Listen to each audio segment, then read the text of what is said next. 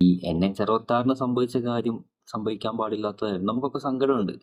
പക്ഷെ നമുക്ക് അത് നൽകുന്നൊരു പാഠമുണ്ട്. അതായത് നമ്മൾ വലിയ നിർമ്മാണം നടത്തുമ്പോൾ അവിടെ മണ്ണ് പരിശോധിക്കേണ്ടത് എത്ര പ്രധാനപ്പെട്ട ഒരു കാര്യമാണ് എന്നുള്ളതും, അങ്ങനെ മണ്ണ് പരിശോധിച്ച് വൾനറബിൾ ആണ് ആ സോയിൽ എന്ന് കണ്ടുപിടിച്ചാൽ അതിനനുസരിച്ചുള്ള നിർമ്മാണമായിരിക്കണം അവിടെ നിർമ്മിക്കേണ്ടത് എന്നുമാണ് NH-66 നമ്മളെ പഠിപ്പിക്കുന്നത്.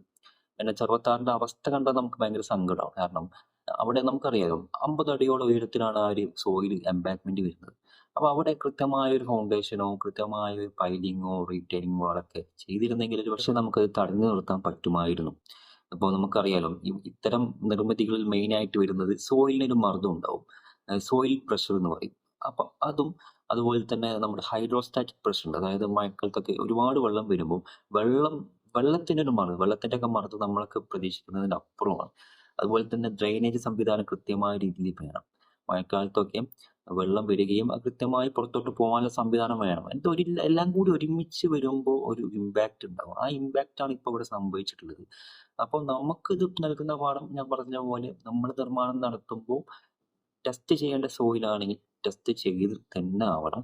അങ്ങനെ ടെസ്റ്റ് ചെയ്ത് സോയിൽ വൾനറബിൾ ആണ് കണ്ടെത്തി കഴിഞ്ഞാൽ അതിനനുസരിച്ച് നിർമ്മാണം നടത്താൻ നമ്മൾ ഒരു തരത്തിലും പിന്നോട്ട് പോകാൻ ചെയ്യരുത്. അതിന്റെ ഇമ്പാക്റ്റ് അത്രത്തോളം വലുതായിരിക്കും.